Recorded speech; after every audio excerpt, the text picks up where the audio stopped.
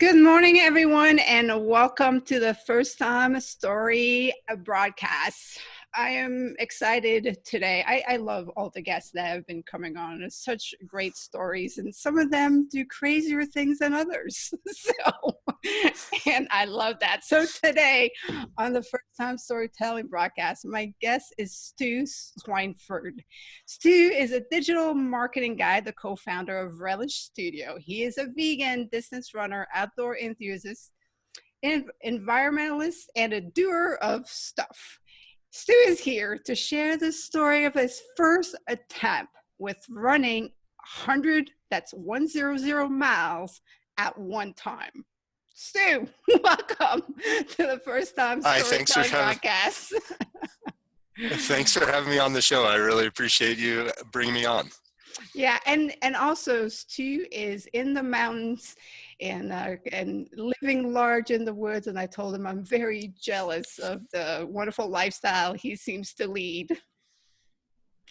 All right, Stu. Well, so it has its pluses and minuses. Yeah, I can only assume. All right, well, let's get into this. Let's start with, how did the idea of running 100 miles even come into your purview? So that's a great question. So I am fortunate enough to live where I live and rub shoulders with a lot of real elite athletes. And so as crazy as running 100 miles sounds to the normal person, that in the kind of people that I tend to hang out with tends to be a little less crazy. Like, more people do that kind of stuff up here than one might expect. So Boulder, Colorado is a kind of a mecca for elite athletes. And so you're always out, on a ride with, 5 former pros and national champions, or you're out on a run with a world-class marathoners, et cetera. But I had knee surgery the year prior and had gone into ski season. I was a big skier at the time and had gone into ski season incredibly out of shape. And so I started running that following summer with some friends, because we all of us collectively had gone into ski season not feeling at the top of our game. And so we said, oh, well, let's start trail running so that we can actually, hit the ground running and be able to ski as hard as we'd like, at the start of the season. So we started doing this, and I weighed about 210 pounds at the time. And I was definitely a bit out of shape, and started running and was just really enjoying it, and decided that I wanted to make sure that I kept doing this. And so I said, well, what can I do to make sure that I keep running? And I'd heard about the Leadville 100. A bunch of my friends had run it. And so I decided, I'll just sign up for the Leadville 100. So I signed up for this race. It was going to be about a year later, mostly just to encourage myself to keep running, and then also just to have a big challenge to put on the calendar. So that was kind of the impetus, and kind of dumb, but there you go. When you signed up, was it like, because if I was going to sign up for something like that, I think the severity of it would sink in. But I think sometimes you do sign up for something and you're taking it for granted what you're really signing up for. So did you realize what you're really signing up for? Or were you like, this 100 miles, what's 100 miles? I had no idea what I was doing. I think that the longest race I had ever run prior to that was maybe a 10K back in college. So at the time I was 40 years old, 39 or 40. I can't remember exactly. And I had never raced more than about 10K, so 6.2 miles. And that was when I was probably 18 or 19. And, I had run on and off, but the longest run I'd probably ever done was maybe 12 miles or something like that to that date. And so I don't think I actually had a great concept of what was going to transpire and what needed to happen. And that was part of the stuff that I learned along the way. It was just, I was just completely clueless in terms of how to prepare for this and how to approach it. And but that was part of the journey. I would train at lunch. I would grab a burrito and go run, and I knew I needed to learn how to eat and run at the same time. And so I would just grab my lunch and go for a run and eat while I was running. But I wasn't putting in nearly the kind of training that I later discovered I needed to do in order to finish that race. So you were doing, okay, so this is very interesting. Eating and running was probably not meant for burritos. Okay, so you sign up, and obviously you started doing a little bit of research on how you should train, or the skills that you should have to be able to do that. So did you draw out a plan? Did you write it down, or you just in your head trying these different things out and kind of training? Well, I had come from a background of bike racing. So back in the 80s and 90s, I was a bike racer. And so I knew what training looked like, and I knew kind of what that regimen looked like. So I put together somewhat of a plan that, after I did this attempt, and then I actually ended up finishing the second time I tried it, I realized that I just really had no clue what I was doing the first time around. We would go ski. Like, for example, I would go ski for 6 hours and do a bunch of hiking and that kind of stuff during that ski day, and consider that to be good training for Leadville. And it just absolutely was not. Like, they're just completely different muscle groups and completely different sports. And although being out and about and moving for that period of time is certainly helpful, I needed much more structure and much more focused attention to running. It's kind of like, if you want to get good at something, you need to do that thing.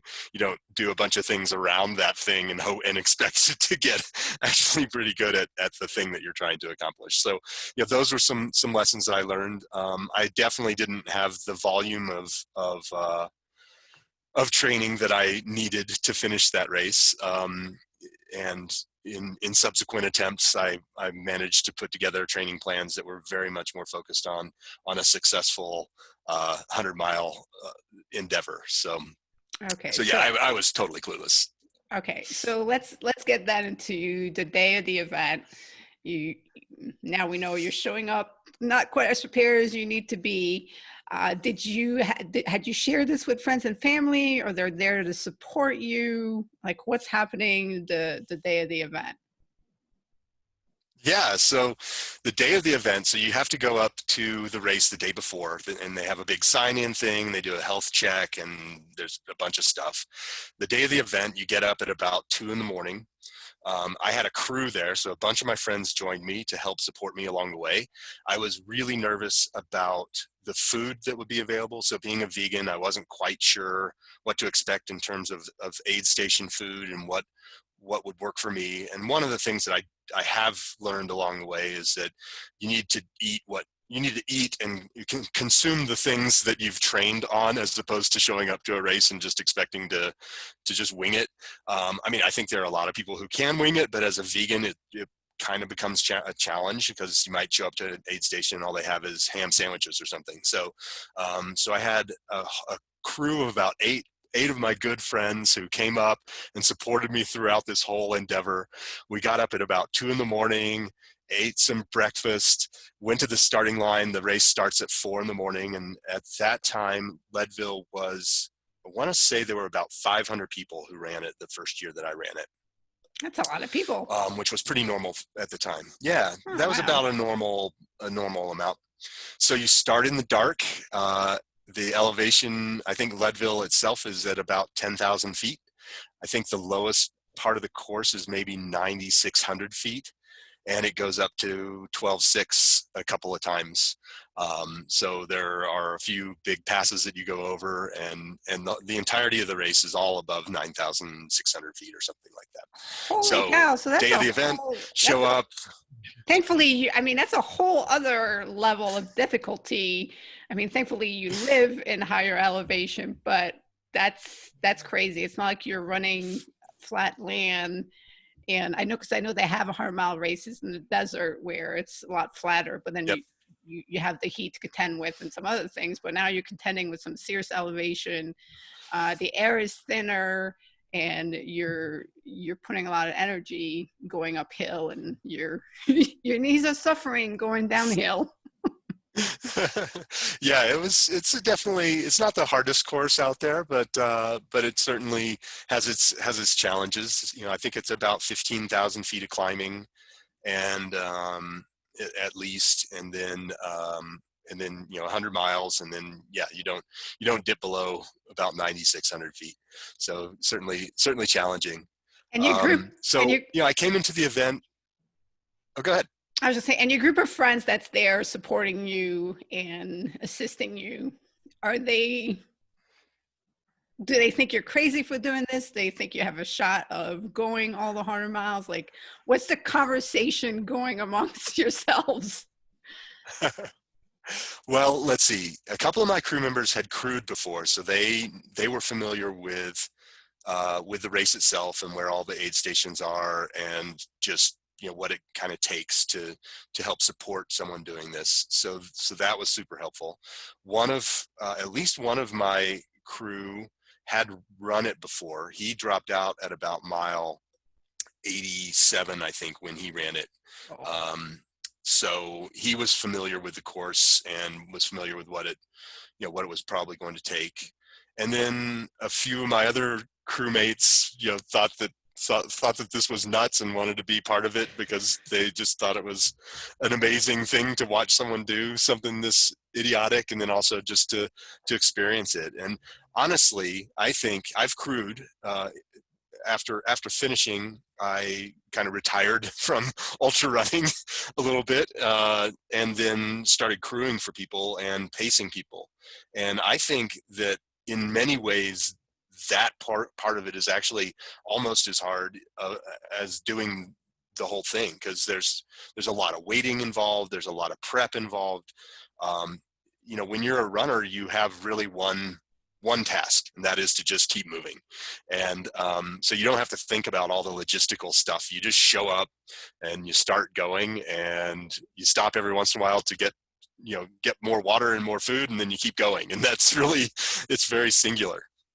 But as a crew member, there's a lot of thinking and a lot of just logistics involved that the runner themselves, they don't have to deal with. So, yeah. Well, it sounds like it was a good thing you're blessed with a good crew around you. Absolutely. Yeah, they were great. Okay, so you're at the starting line. What are you thinking? What are you feeling? Yeah. At the start line, I was definitely nervous, but excited. I actually, having not prepped as much as I should have, I actually was entering the race a little bit injured.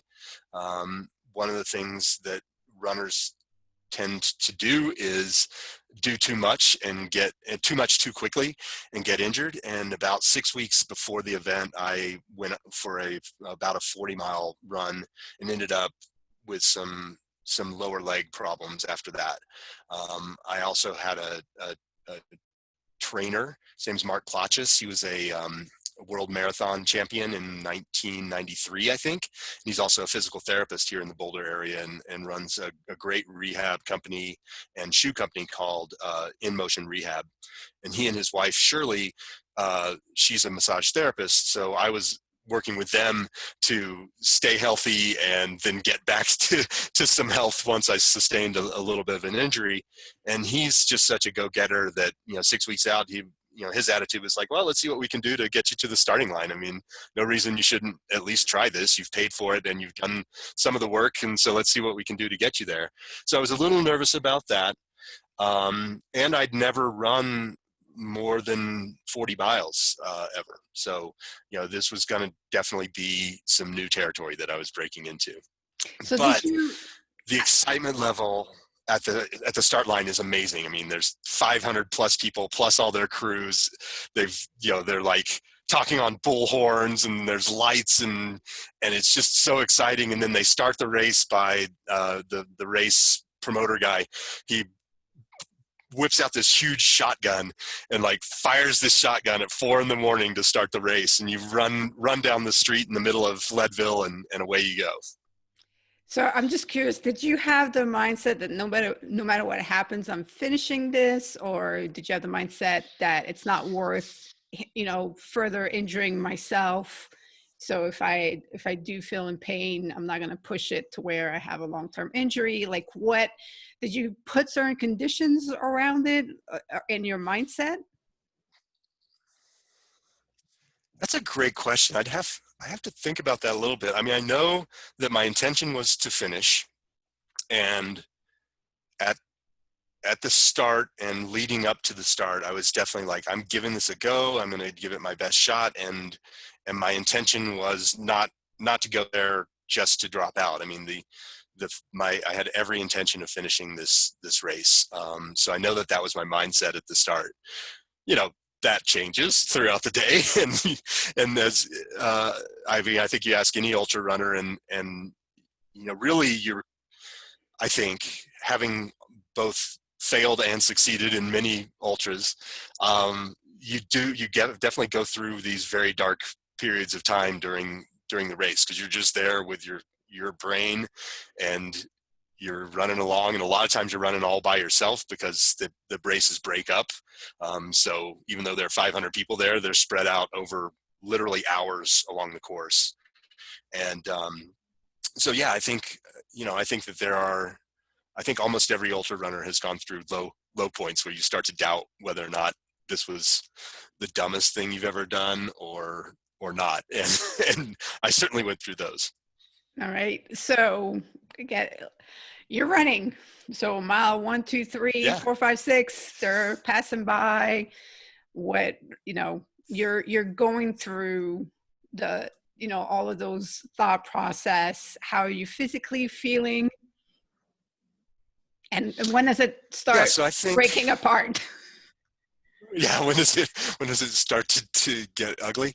The first time I ran it, I came into the first aid station in pretty good shape. I was about on my target goal time for that particular check mark.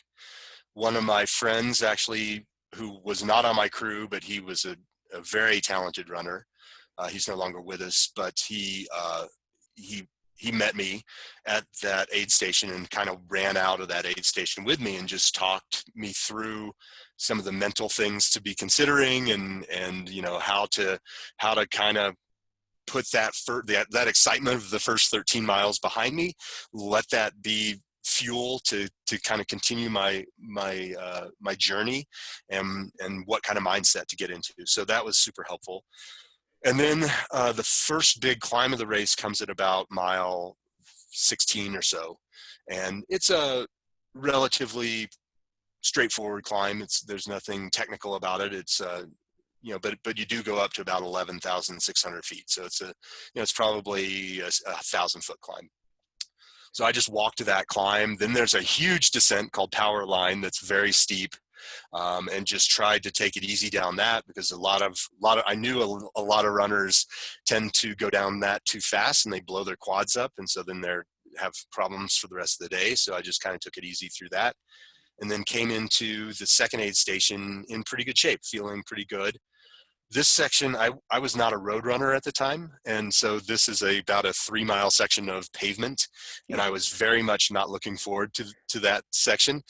In the interim, I started running marathons. One of the things coming out of this race that I recognized that I needed to work on was just my efficiency and ability to run fast when the opportunity arose. And so the second time I ran this race, that section I was very much looking forward to, just because it's so easy. It's dead flat. It's pavement, so you don't have to think about tripping on rocks and roots and things. You just run. But going into it the first time, I was a little nervous about that segment.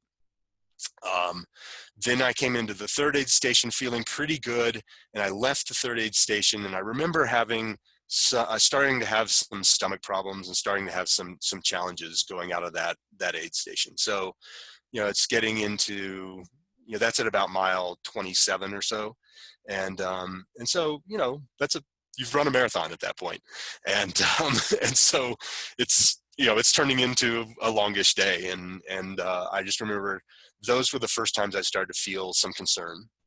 And it's a pretty long stretch between that third aid station and then mile 40.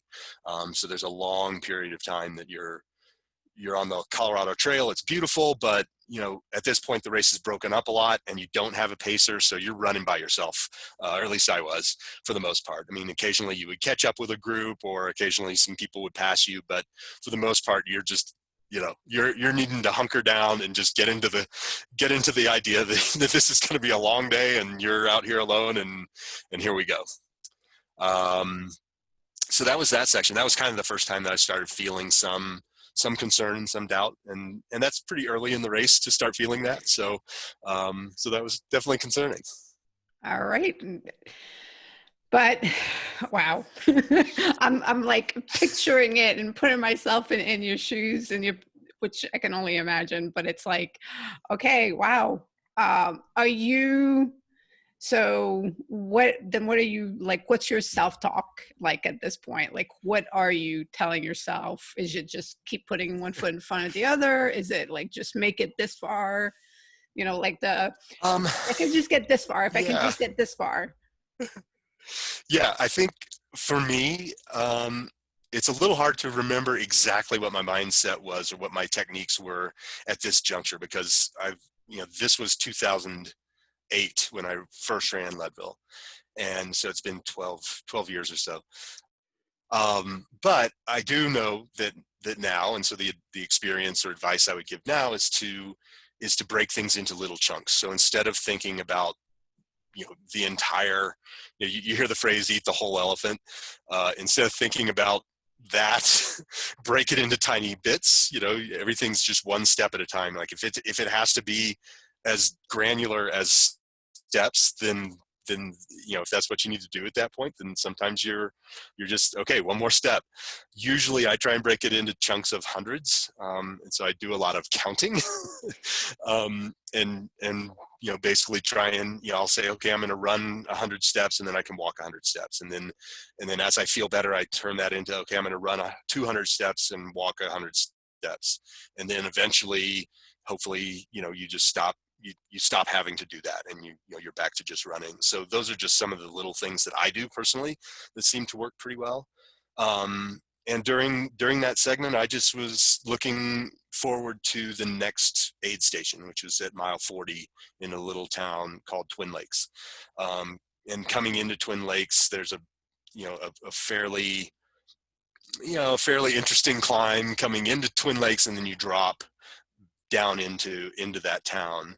But it's a real party scene once you get into Twin Lakes. You come off of this single track trail down on into this little bitty town, and people are going crazy, and they're ringing cowbells, and you go through this aid station, and your crew is there, and they pick you up, and they run you to where they've got everything set up, and you change shoes maybe, or put on a new shirt, or grab some gear, because the next 5-mile section is all uphill, and it's the hardest climb of the race, in terms of you're gaining 6,000 or 3,000 feet in 5 miles.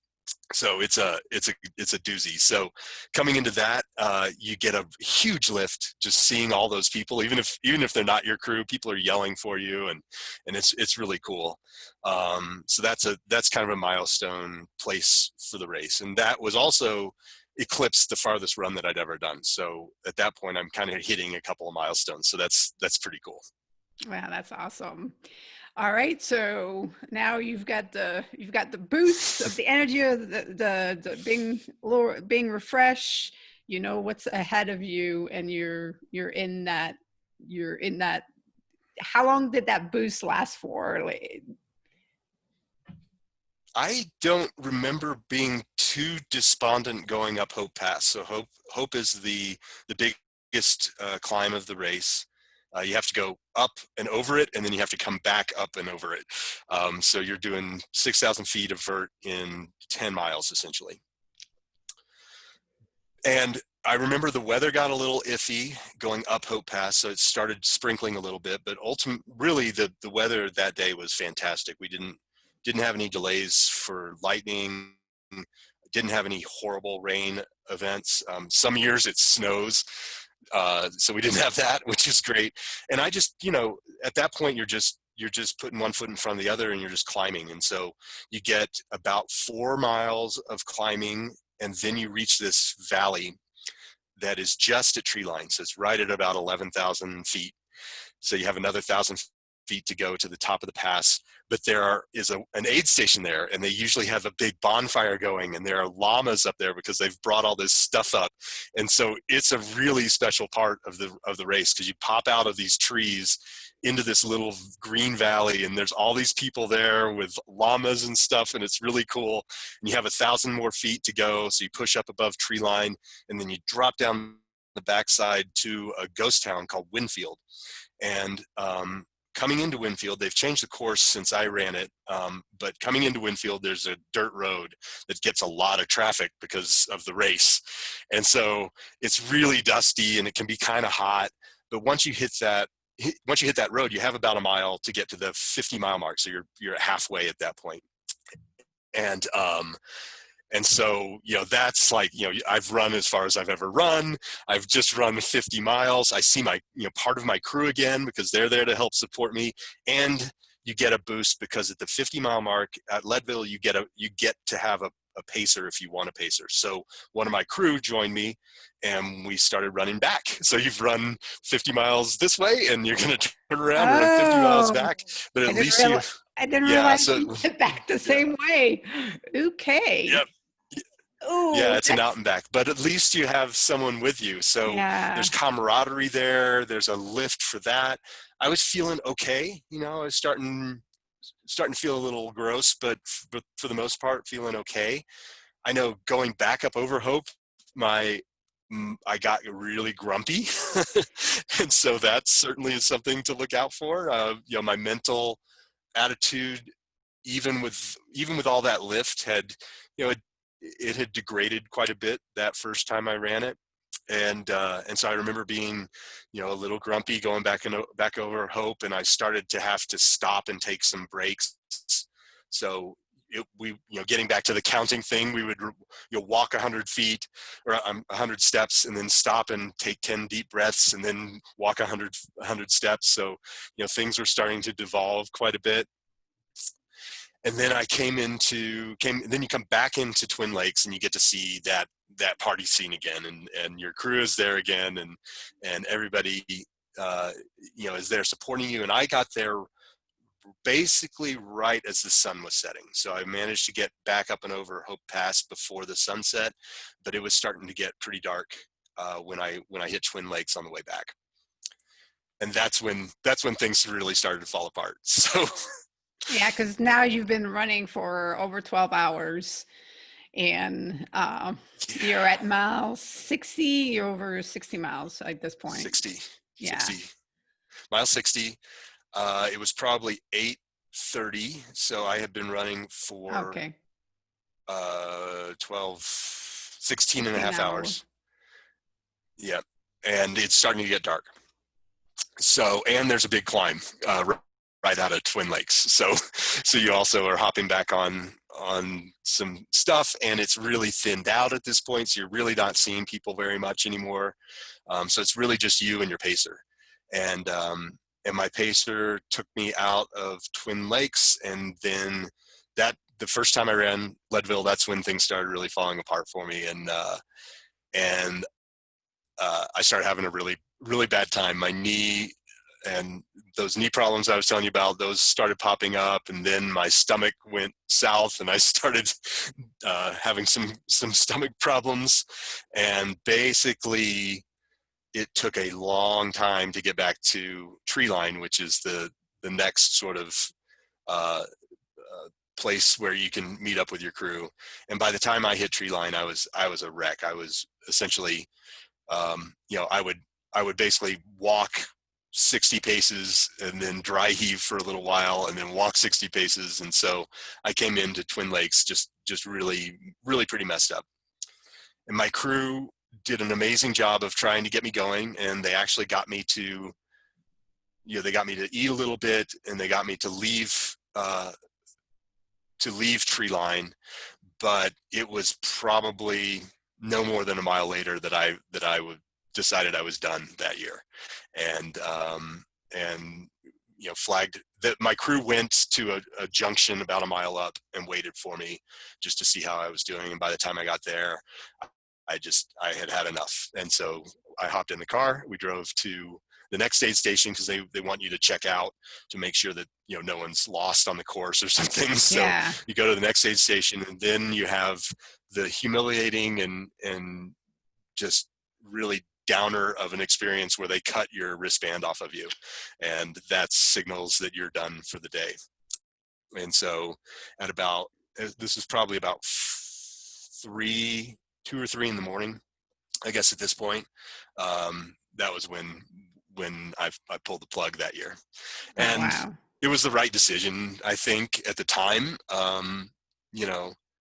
In retrospect, having had similar experiences the second time I ran it, in retrospect, I probably could have pressed on and probably finished in about 29 or 30 hours. There's a 30-hour cutoff. So I could have probably pressed on and made it.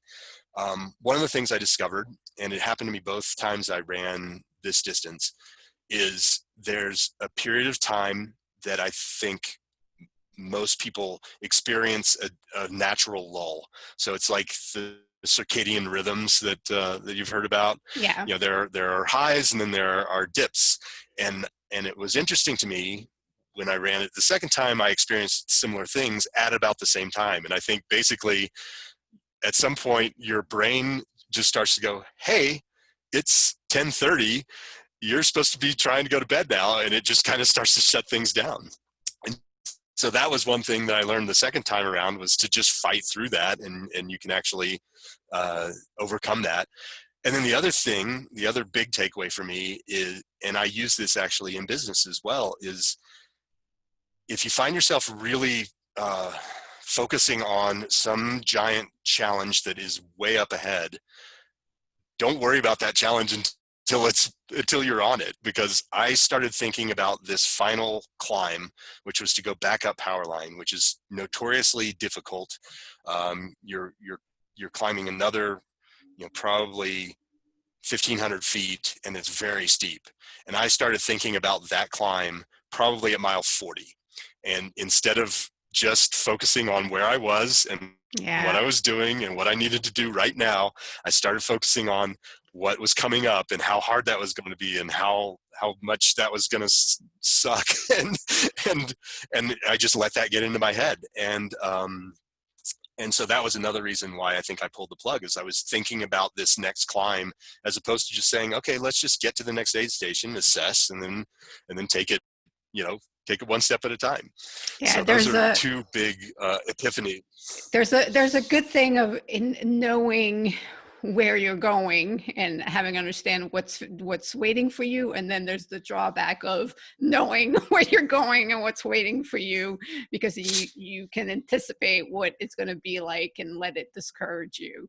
And I think it's awesome that you went back and did it again so that you could re-experience and then push past that point that broke you. And I think that's something else in life, especially when people talk about, failing and being afraid of failure. Well, if you push yourself so far and you reach that failing point, then when you're against that point again, you understand what you didn't have the last time that you need this time in order to get further. Still doesn't mean you're going to get to the end, but you can at least say, I'm going to get a little further than I did, the previous time, and then continue to push past those comfort zones that, until you're way against it, you have no clue, how to get past it. So you ended up, it was 76 miles? How many did you do the first 70, time? I think 76 to 78. I can't remember exactly, in that zone. So that's about 3 marathons. And It's way farther than I'd ever run before.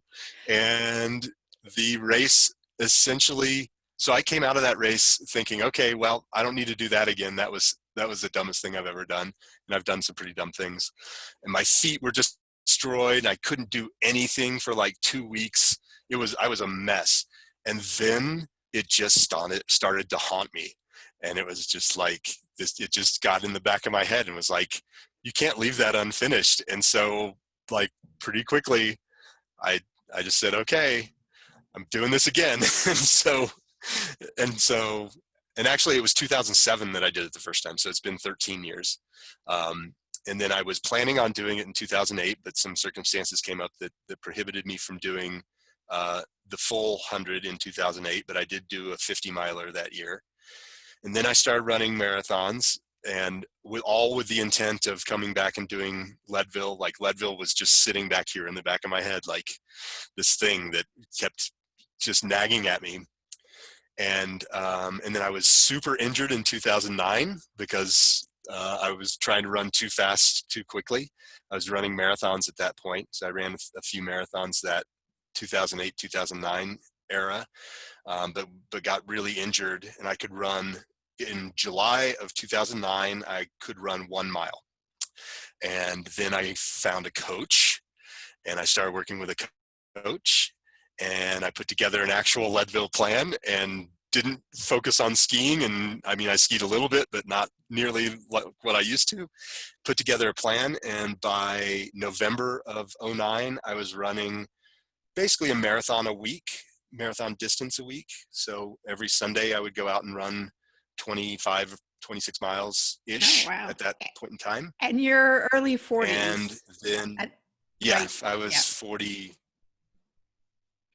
Yeah, I was 41 the time when I finished Leadville. Okay. So that was 2010. So basically coming into the race, I knew what I had done wrong the first time. So that was the first thing. So I definitely didn't do that stuff again. I was way more prepared and had a way better understanding of what needed to be done to be prepared to do this race. I had a coach as well as my crew again. So was very well supported with someone. She had won Leadville before. Her name is Janet Runyon. She's fantastic. And she and Art Ives both were very supportive. I think he took third one year. Very supportive in really getting me to understand what really needed to go into this to finish. And and then I did some very long solo runs, and I had this great plan and put it together and managed to accomplish what I had set out to do in 2007, 3 years later in 2010. So finished in under 25 hours that year. Oh, wow. That is awesome. So, and I want to point out, you went and really prepared yourself, had the best of the best by your side. And it's probably a good thing you still had the humility of your first race. There's such a thing as people fail because they're overconfident, might go out too fast, and now they think they know too much, and that hinders them. that's another lesson people have to learn. So it's really good you did not need to learn that particular lesson and that you made it out. Yeah. I was hitting my marks pretty well. I had one section I ran pretty fast, but recognized that and didn't continue that. So, but that allowed me to walk the entire 10 miles between Twin Lakes and Winfield. So between the 40-mile mark and the 50-mile mark, I maybe ran a little bit, but really took it super easy. Came into Winfield in about 10, a little over 10 hours maybe, which was the fastest 50 I'd ever run. So that was kind of cool to run your fastest 50 in the midst of a 100-miler.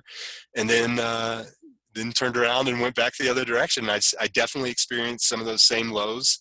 I wasted a ton of time feeling sorry for myself at the bottom and going up power line. And actually I was in such a low state that there's normally a kind of a unofficial party what's it called? Aid station at the top of power line. So once you finish that last big climb, you hit the top of that, and there's usually this, I think they call it like the disco something. Anyway, I can't remember what they call it. But the year I did it, that wasn't there. And I would have dropped out at that point if it had been there. And I was so mad that it wasn't there, because I'd been walking and throwing up and just feeling miserable for so long. And I get to this point where I'm convinced I'm going to be able to drop out, and no one is there. And I was like, and so I had to I walked down the other side, down to Hagerman Road. And once I hit Hagerman, all of a sudden I started feeling okay. And so that was that circadian rhythm thing, where basically I fought through that down and was now back on this up. And all of a sudden I start running, and my pacer looks at me and he's like, "What are you doing?" And I'm like, I feel good again. And so we started running, came into the last aid station, which is called, Mayqueen, met my crew, was in just super good spirits, got my final pacer, who's my good friend Brad, and we ran back, and we hit the 6 mile to go mark, and I was feeling great. And I just tucked in behind Brad, and I ran my splits the second time I ran it from mile 94 to the finish. My split was the same as from the start to mile 6. So I Oh, ran wow. uphill at like 8.5-minute miles to finish that race. And so, I guess the takeaway, and we kind of got into the not first experience here, but my takeaway from the first experience, having done it again, is to really have more faith in yourself than perhaps you have. Fight through those lows, because they don't always last. Obviously be aware, you don't want to hurt yourself, but when you're in those lows, just keep in mind that it can always get better. And yeah, just, put together a good team. One of the big things I found just personally is when I have a coach and I have someone who's on my team and is vested in me, and I'm vested in them, and we're doing this thing together. Like, the biggest things I've ever achieved have been when I've had someone by my side helping me get through them. And so, it's that old that old saying, if you want to go fast, go alone, and if you want to go So long, far, go yeah. together. If you want to go far, go together. I found that to be super true. So those are some some big takeaways. Yeah, those are huge takeaways to so many things in life when you want to tackle something that is large, and it's large to you. And that's the other thing. It's not about other people. It is. So I'll open up and say that's crazy thing to do. We all have our own crazy things that we want to pursue, that's in our heart and soul, that's calling out to us, that we need to go ahead and have the experience of doing it. And that's something that I teach people, because everything that I do is all about first times and new experiences, and learning what first times have to teach us, but that they're not the end all to be all. And it is about you slice and dice. So in your first time, you hit first times, like you hit new markers of things you had never done before. And it's like Yep. celebrating that, and hanging on to that, and then just setting the next one, and then just focusing on that next one. So it's all such amazing lessons through tackling something that, again, crazy. It just needs to be crazy for you. And Yeah, absolutely. yeah. Yeah, I think, for some people, you know, just setting a goal to walk for 30 minutes a day is a great goal. And if you can just hammer that out and stick to it and just get it done, that may be, I mean, that's a great achievement. And the stuff that comes out of that. So after I finished Leadville, obviously I'm in pretty good shape at that point. The first time my feet were hamburger, I was crippled for 2 weeks. The second time I ran the whole thing, I ran it way faster. I ran the next day. Like, I was fine. And so all of that prep, so understanding, like, laying all that foundation is, that is amazing. And then I went out and took top 10 in a half marathon about 2 weeks later, and was like, oh, I'm actually recovering from this really quickly. And so then I put a marathon on my schedule for another like 6 weeks out. And at that point, it was just about running fast because the distance didn't scare me No at big all. deal. Like, Yeah. it was like, that's nothing. And so it's amazing the shifts that your brain makes when you've eclipsed something, or even just tried something and haven't succeeded. There's a lot of groundwork that you've laid in that space. And so just knowing like, hey, like the first year I ran, 70 something miles. So when someone asked me to sign up for a marathon in December that year, I was like, yeah, I can do that. Like, that's a third of the distance. So, it's just all those little things and how it readjusts. You just recalibrate, and it's Yeah, really your amazing to see. perspective of what's doable completely shifts and changes, and Yep. it just expands everything about yourself. And it's such a powerful Yeah. story. And, I love it. And I love that you came here to share it because it continues to inspire what I'm aiming to do. And that is to raise human potential through that process of people realizing they can do so much more than they can even imagine they can do, but it's taking that first initial step, having that first, Absolutely. and then the next one, and the next one, and then seeing that it is hard work, but your brain is going to do beautiful things with that hard work that that you perform, and your body is going to react to it. But it's setting that mindset, like you made that decision to run that race. And that's why I kept asking about what was your mindset at each of these times, because it is all based on our mindset, what we decide in that moment to be doable, to be our truth, and to be what we're going to pursue. Yeah.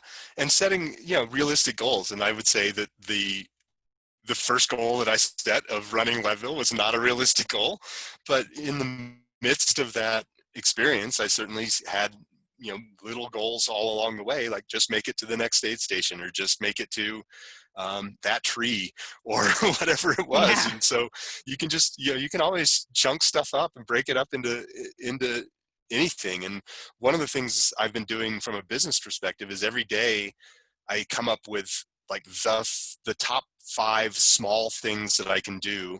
So I put these things on my list, and you get a real dopamine hit every time you check off a little thing. And so even if you have a big thing, figuring out how to break it into, small chunks. So let's say you're trying to write a book. And so instead of sitting down and thinking, okay, it's Wednesday morning and I need to write a book, like that doesn't happen.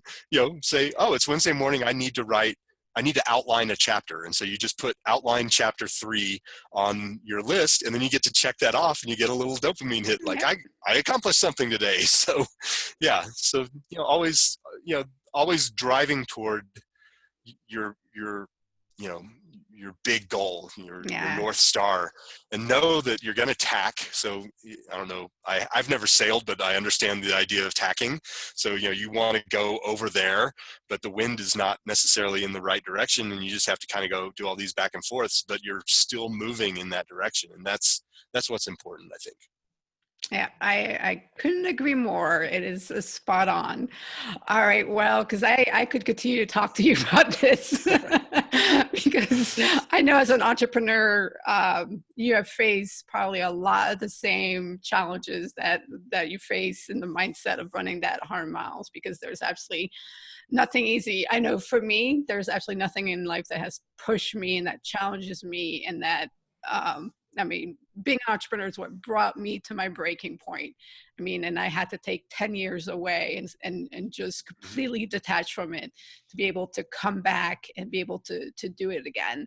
So, I mean, there has to be something in your life that can drive you to your breaking point, that can drive you that much, and then really allow you to figure out who you are in that process. Yeah, absolutely. I think we learn more from failures than we do from successes. A lot of times, if you see somebody who's like super successful, that's awesome, but maybe they're not. Maybe they're not trying hard enough. Maybe they could be up here when all they're doing is setting their expectation down a little lower, and if they just raised the bar and failed every once in a while, that bar would continue to move up. And so I think I think setting really big goals is a great thing to do. And a lot of times you hear that in the business world, is like your BHAG.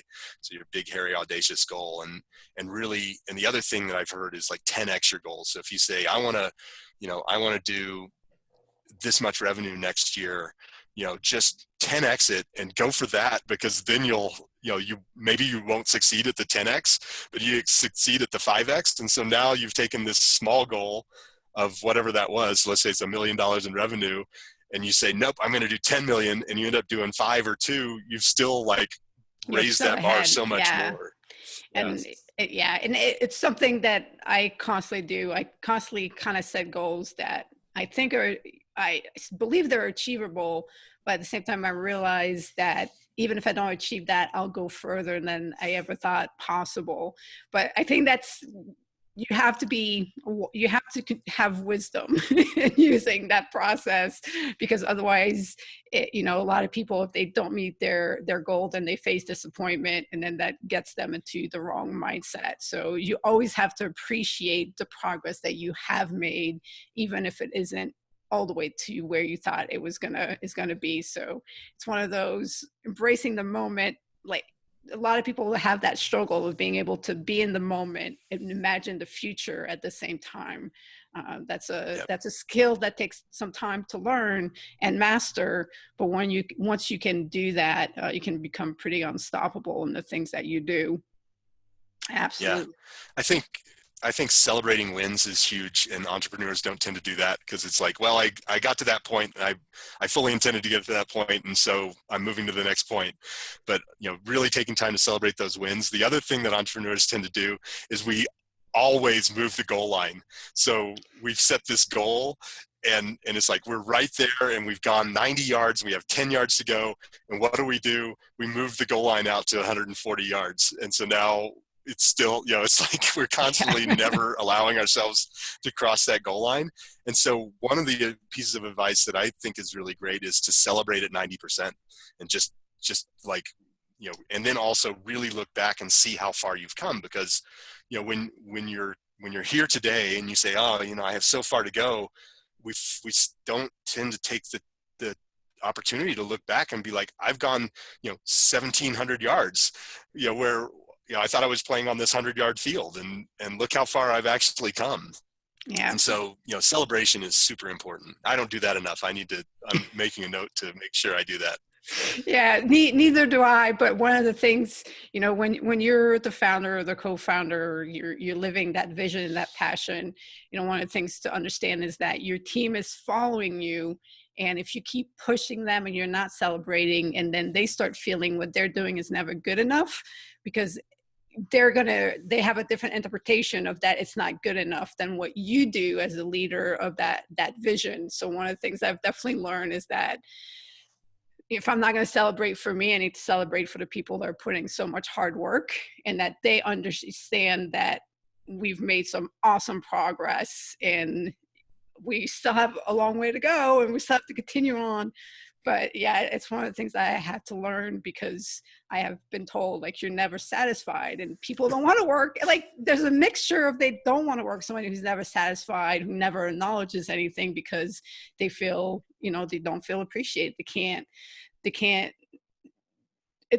so if you can't do it for yourself, if you're a leader of a team, then you need to do it for your team. Absolutely. Yeah. All right, well, Stu, let's switch over, because like I said, I could definitely talk to you about this for hours. Let's switch over and let's play the first time lightning round a little bit. And for sure. The way it works is I'm going to ask you 10 first times. And if it's something that you have done before, then if you're on the app, you would swipe up. So you can just say up and I've done it before. If it's something you've never done, not interested, then it's left. And if something you've never done, would like to do, you would go right to add it to your list. All right, ready? Okay. All right. I'm ready. Coach a youth sport team. Right. Right. We'll add that to the list. Go on Alaskan cruise. Oh, definitely right. Right. It's on my list too. Yeah. Ride in a tuk-tuk. That's a good question. It's not on my list, but why not? I All would go right. right again. I've never ridden Okay. one. If you ever find yourself in Thailand, you definitely will find Yeah, yourself in a I'll tuk-tuk. definitely do that. Yeah. Okay. Well, we Play. have those in Denver, so I'll go Oh, down there and do it. just hop on one and, yep, have the experience. Okay. Play water polo. Left. Left. Not interested in water polo. Okay. Get a Shih Tzu massage. It's an old Up. Japanese. I've done that. You've done that. Was it Yeah. was it painful? Yeah, but in a good way. Okay. Adopt a pet. Oh, that's many ups. Many ups. What was the first pet you ever adopted? Well, growing up, we had dogs.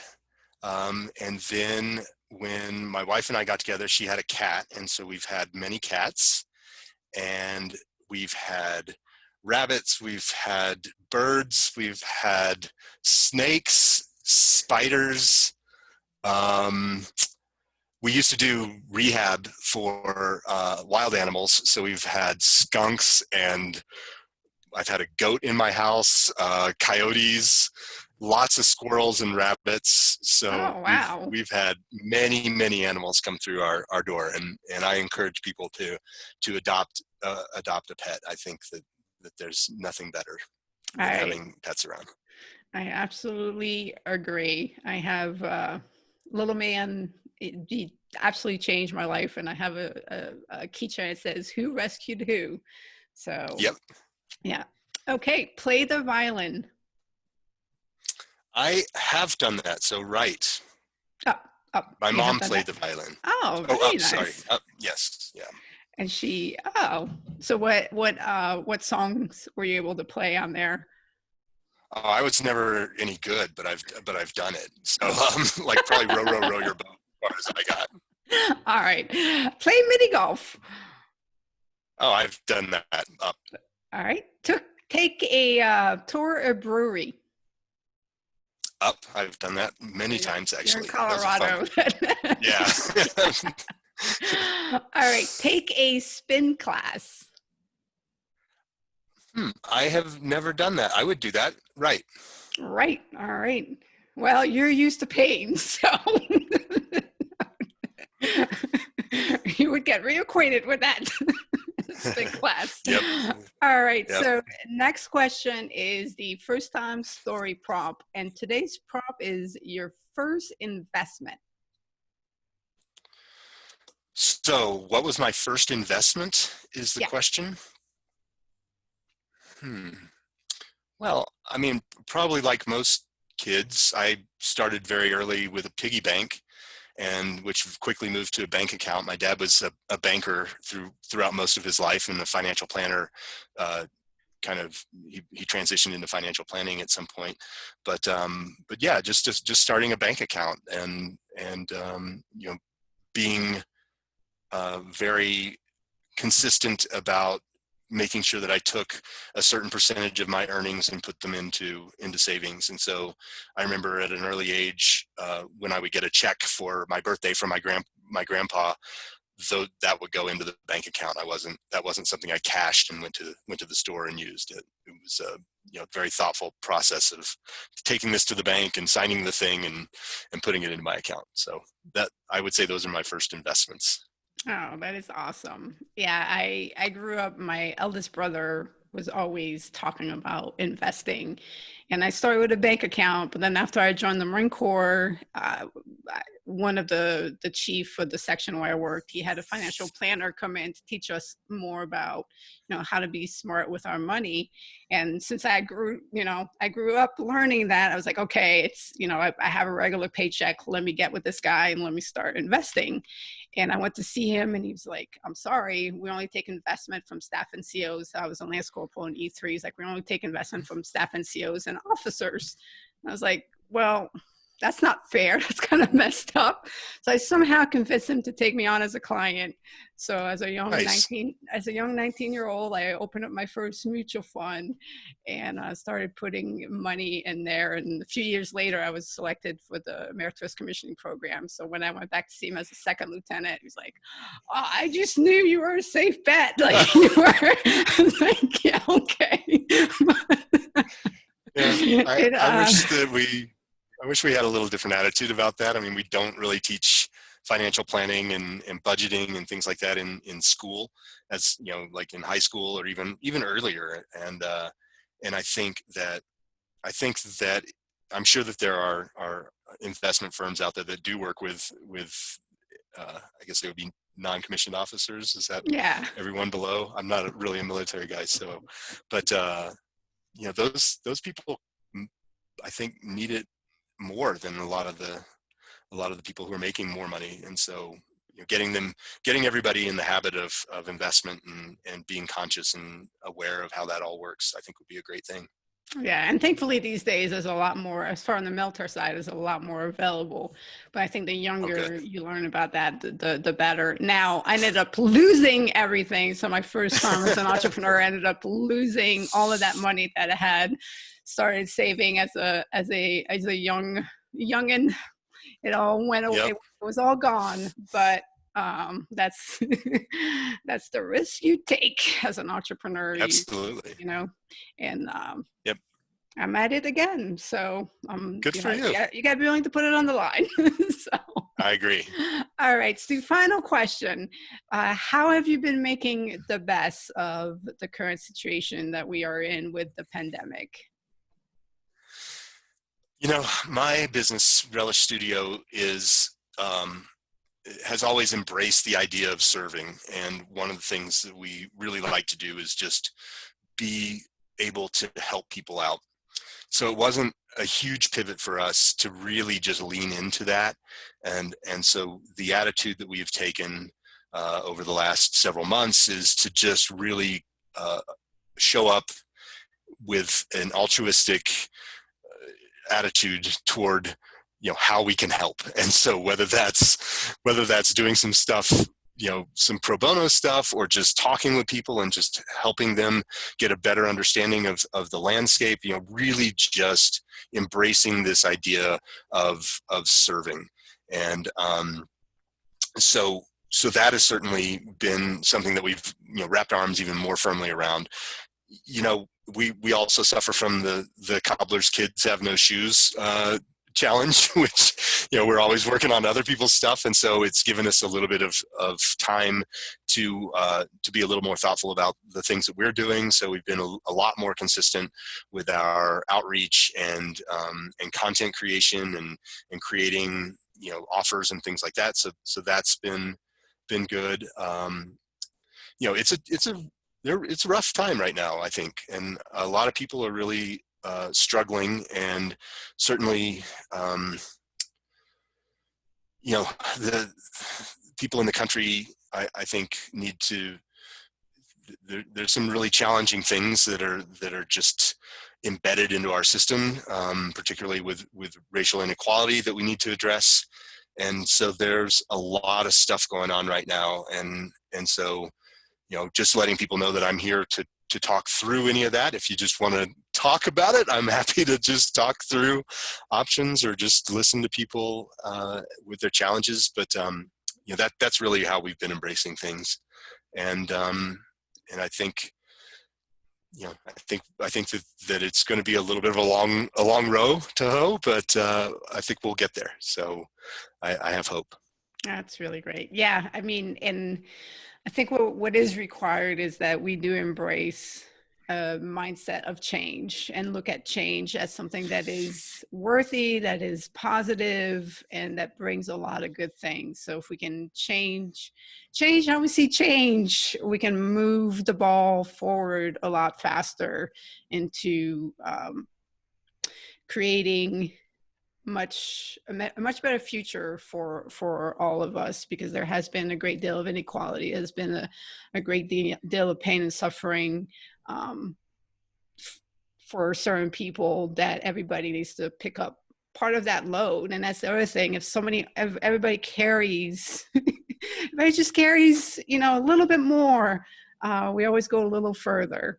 So very well Absolutely. said, Stu. So I really appreciate you coming on. It's been an absolute, just a pleasure having you on. You passed some great wisdom in your story, and I'm very grateful to you for that.